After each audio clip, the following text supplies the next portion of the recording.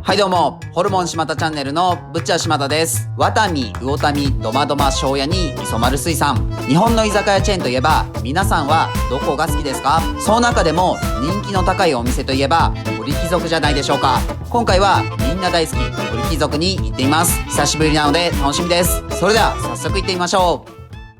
今回は渋谷にある宮迫さんのお店、牛宮城に行く前にちょっと早く到着したので、いぶし銀銀丸と一杯やろうということで、牛宮城の目の前にあった鳥貴族に向かいました。ネットではオープンが15時からと載っていたのですが、エレベーターを上がると営業時間が17時からに変更になっていて、やっていませんでした。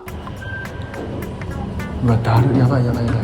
落胆したのは束の間。なんとびっくり。渋谷には鳥貴族が9店舗もあります。鳥貴族一人激戦区です。確かに渋谷を歩いていると、やたら鳥貴族の看板があったなと思いました。あの看板がありすぎて、風景と化していて、違和感がありませんでしたね。もしかしたら渋谷は、鳥貴族という名の貴族たちが牛耳っているのかもしれません。ちなみにこれはドミナント戦略と呼ばれていて、その地域に集中して出店することによって、ライバルの出店をしづらくさせたり、配送効率やお店の管理もしやすくできるそうです。デメリットは逆に自分たちのお客さんを取り合ってしまうことがあります。気を取り直して近くの鳥貴族に移動です。ここは16時からやっていたので、少し時間を潰して入店します。席に通されると、チェーン店ではおなじみのタッチパネル式です。まずは焼き鳥といえばビールですよね。鳥貴族は1985年に1店舗目を大阪でオープンし、2012年には300店舗を達成しました。今や1都2府11県に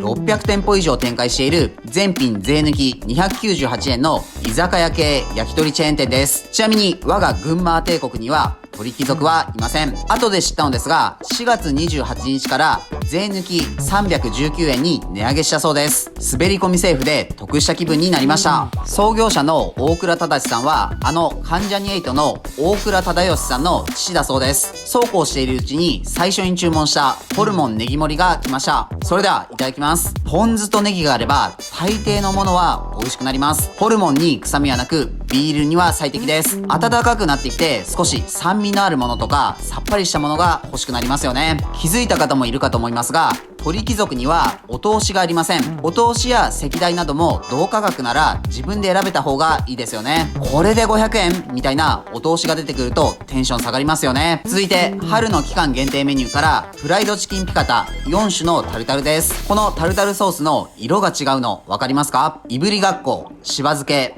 バジル、卵です。鶏胸肉の天ぷらにそれぞれのタルタルがジャンクをプラスしていい感じです。一番個人的にはいぶりがっこが好みです。2杯目はチタハイボールです。サントリーのウイスキーといえば白州ですが、ここ最近ではチタも人気になっていますよね。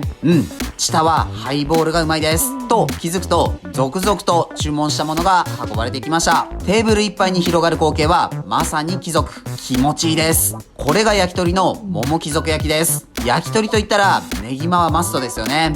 塩で食べると肉とネギの甘みをより感じることができるので美味しいです。ハイボールがしっかりと進みます。お次は桃貴族焼きのタレです。うわー、タレもいいな。タレってそのお店そのお店の性格がわかるので大好きです。続いて力こぶです。力こぶってあまり効かない部位ですよね。牛だとすね肉の一部なのですが、鶏は手羽先の一部のお肉だと思われます。この添えてある柚子胡椒が脇役なのに最高で、スピンオフ作品ができそうなくらいいい仕事しています。今年は久しぶりに自家製の柚子胡椒を作ろうかな。チタハイボールがなくなったので水ジンソーダを注文です。すっきりと爽やかなジンが焼き鳥とタッグを組めば怖いものなしです。そのタッグを組む焼き鳥は肝焼き、ごま油添えです。肝、ネギ、ニンニク、最後にごま油で仕上げれば口の中はファンタスティック4です。肝はレバーのことですが、鶏レバーってまた牛とは違いいいですね。鶏のレバーは比較的しっかりと焼いてもとろける食感なので当たり外れが少ないです。どんどんいっちゃいましょう。ハツとお酒は取り切れットにします。この後牛宮城に行くことをすっかり忘れてガチ飲み食いです。まずは取り切れットです。ラベルにはおみくじがあり、見てみると吉です。明日はきっと素敵な出会いがあるかも。田舎っぺのもっさい男2人が芋っぽく見えたのでしょうか。店員さんも気を使ってこのラベルを持ってきてくれたのかもしれません。やや辛口の赤ワインでワイングラスではなくワンカップ大関みたいな飲み方なので気を使わずに飲めるのがいいですね。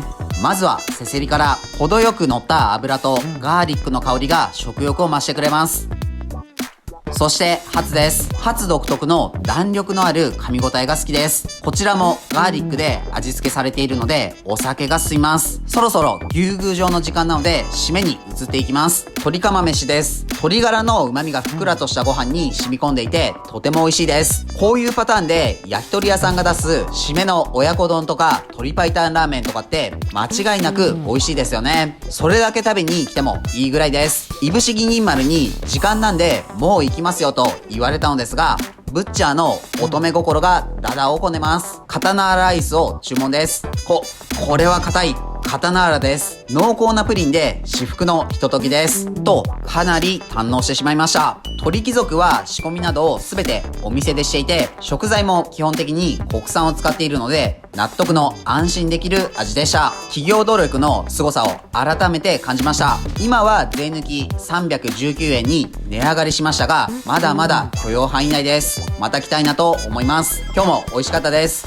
ごちそうさまでした。はい、本日の動画は以上です。最後までご視聴ありがとうございます。鳥貴族いかがでしたか？他のお店に行くのはとても勉強になります。自分たちは群馬県前橋市と高崎市でホルモン島田というホルモン屋をやっています。群馬には美味しいお肉を食べられるお店がたくさんあるので、もし群馬に来た際はいろいろ探してみてください。この動画がいいなと思いましたらチャンネル登録、高評価よろしくお願いします。